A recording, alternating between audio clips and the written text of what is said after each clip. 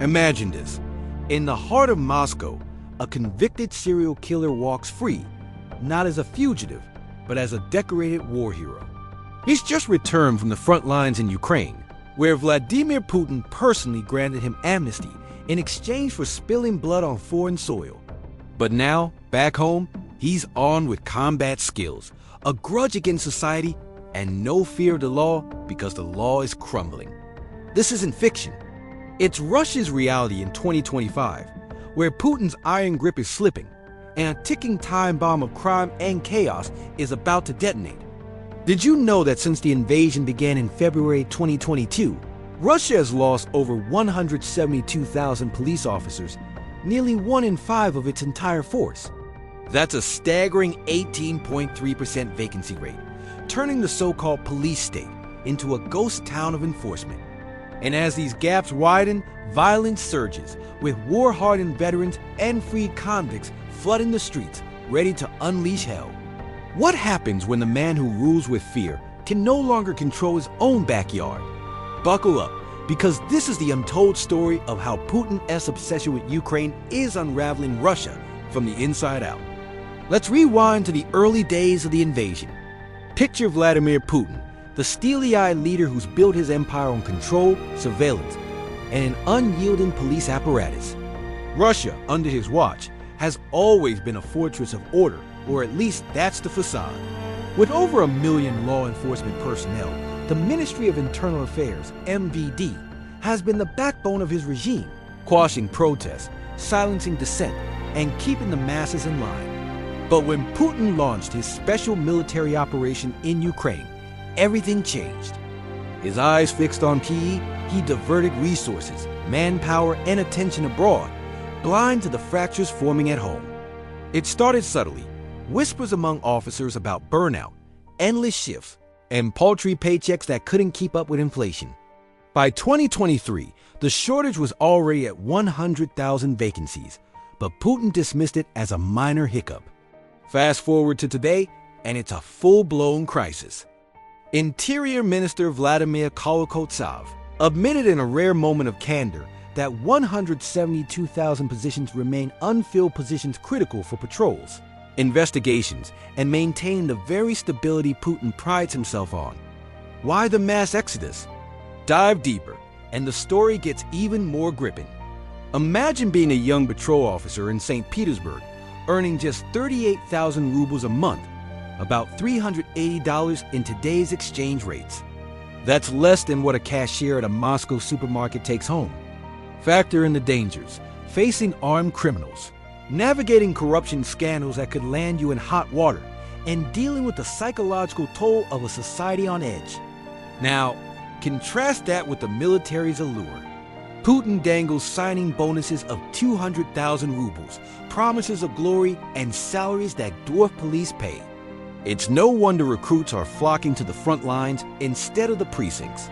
One former officer, interviewed anonymously in underground reports, put it bluntly: "Why risk my life for peanuts when I can fight for Putin and come back a hero with a fat wallet?" But here's the twist: these heroes aren't coming back the same. War changes people, and in Ukraine, it's forged a new breed of hardened souls, many of whom bring the battlefield's brutality straight to Russian soil. As the war drags on, with no end in sight despite Ukraine's resilient defenses, the rotations begin. Over 500,000 soldiers have already cycled back home since 2022, carrying invisible scars that manifest in explosive ways. Reports paint a chilling picture. Domestic violence spikes, public brawls erupt, and criminal acts skyrocket. In one harrowing case, a veteran fresh from the trenches stormed into a family gathering, his PTSD-fueled rage leading to a deadly altercation. Experts like Chuck Farrer from the Kyiv Post warn that this is just the prelude. Russia is sitting on a time bomb, he says, predicting a tidal wave of violence once the full demobilization hits. Already, these returnees have been linked to around 500 civilian killings or injuries, innocent lives shattered by men who were supposed to protect their nation. And it's not just the psychological fallout. The war has flooded Russia with illegal firearms. Smugglers exploit the chaos in Ukraine, diverting military stockpiles back home.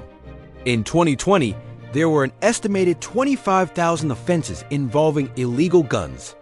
Now, that number has exploded, with assault rifles and grenades turning petty crimes into deadly showdowns.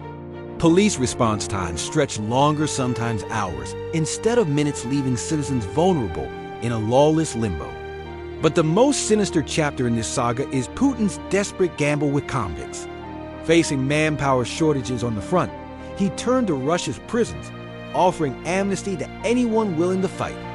At first, it was petty criminals, then hardened offenders, and now, even serial killers and cannibals are eligible. Up to 180,000 inmates have been recruited through shadowy groups like the Wagner mercenaries. Promise freedom after 6 months of service. Survive the meat grinder of Bakhmut or Avdiivka, and you're a free man, no strings attached. The stories are nightmarish. One convict, convicted of multiple murders, returned to his village boasting, "Now's our time, the time of those shedding blood in the special military operation." He taunts local police, knowing they're outnumbered and outgunned. These men come back not reformed, but empowered, trained in combat tactics, desensitized to violence, and with networks of fellow ex-cons. They form gangs, settle old scores, and exploit the police vacuum. In regions like Siberia and the Urals, where shortages hit hardest, up to 1 in 3 positions empty, crime waves are already cresting. Armed robberies, assaults, and even organized hits are on the rise, with officers stretched thin across vast territories. Peel back another layer, and you'll find the social rot fueling this fire. Alcoholism, long a plague in Russia, has surged amid the war's misery. Soldiers drown their traumas in vodka, leading to erratic behavior that overwhelms an understaffed force. Meanwhile, the elevation of military service as the ultimate patriotism has demeaned police work. Officers feel like second-class citizens, their morale in the gutter. Protests simmer. Remember the anti-mobilization rallies in 2022? With fewer cops to suppress them, future unrest could boil over. Economic strains add fuel, inflation bites, and the Kremlin's war chest drains resources that could fund police reforms. Putin has thrown token gestures, minor pay bumps here, recruitment drives there, but it's like patching a sinking ship with tape. As one analyst quipped, Russia solved its police problem by doing approximately nothing. The result? A hollowed-out MABD, where even penitentiary guards are down 23%, risking prison breaks and further chaos. Now, let's heighten the suspense. What if the Ukraine war ends tomorrow? Ukraine holds firm, pushing Russian forces back inch by inch. But suppose Putin declares victory or cuts his losses. Hundreds of thousands more troops flood back exhausted, embittered, and armed with grievances. Joined by the remaining convict survivors, they could form a volatile underclass, ripe for exploitation by opposition figures or criminal syndicates. Imagine riots in Moscow's Red Square, not quelled by riot gear but escalating into full-blown anarchy. Or worse, a coup from within, where disillusioned veterans turn on the regime that sent them to die. Putin's tunnel vision has blinded him to this powder keg. He's poured billions into tanks and missiles, neglecting the guardians of his throne. Experts foresee a crime epidemic that could dwarf the 1990s post-Soviet turmoil, when mafia wars ruled the streets. With response times lagging and preventive policing a relic, ordinary Russians live in fear, locking doors tighter, avoiding dark alleys, wondering if help will ever come. Yet in this darkening tale, glimmers of irony emerge. Putin's police state was meant to be impenetrable, a web of fear keeping 144 million people subdued. But by chasing imperial dreams in Ukraine, he's woven his own undoing. The very men he armed to conquer are now the harbingers of domestic doom.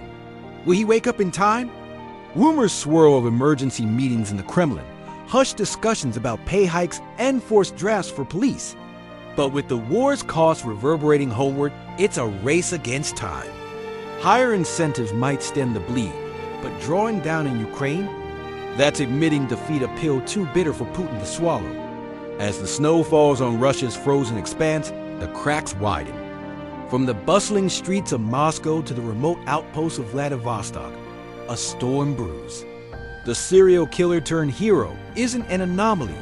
He's a symptom of a system fracturing at its core. Putin can't hide it anymore. The big break is here. And it's not in Ukraine, but in the heart of his empire. Will Russia implode under the weight of its own ambitions? Or will a miracle reform pull it back from the brink? Only time will tell, but one thing's certain. The story of Putin's Russia is far from over, and the next chapter promises to be the most explosive yet.